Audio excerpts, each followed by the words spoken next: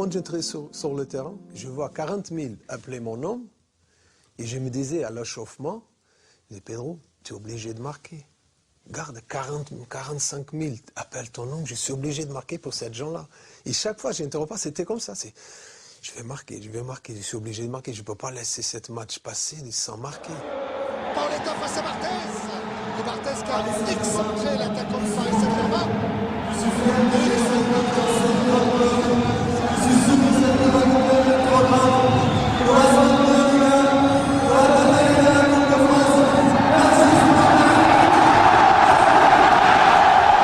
On va rester en Ligue 1. Lucien Dabila avec Pedro Miguel Paoletta. Lucien. Pedro, juste un mot, on est en direct dans le jour de foot. Pedro, il y a une émotion extraordinaire ce soir. C'est difficile. Hein. Trop grande. C'était 5 ans de maravilloso ici.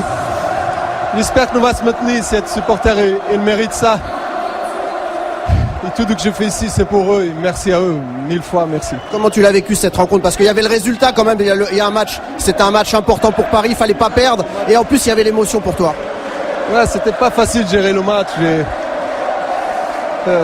Après cette émotion, le public toujours derrière moi, derrière l'équipe. C'était un match très difficile à jouer, mais bon, j'ai fait mon mieux.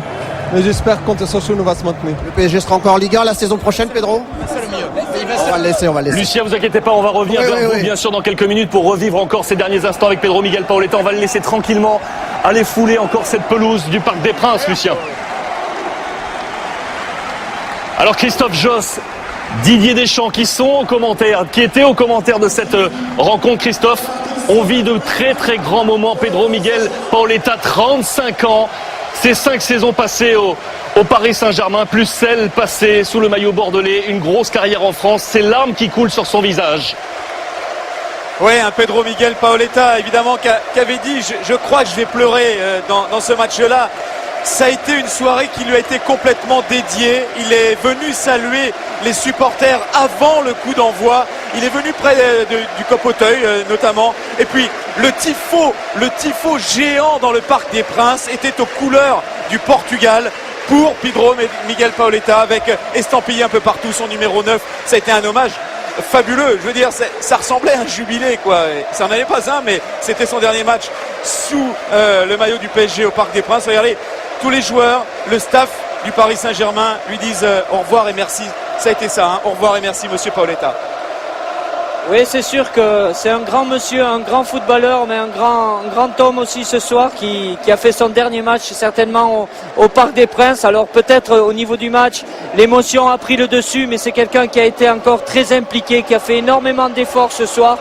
Et ce qui le tient le plus à cœur, c'est ce club, le PSG, qui reste en Ligue 1 pour leur dernier match à Sochaux le week-end prochain. Messieurs, on le rappelle, 200 buts pour Pedro Miguel Paoletta, que ce soit sous le maillot des Girondins de Bordeaux et du Paris Saint-Germain, le meilleur buteur de l'histoire du PSG est là.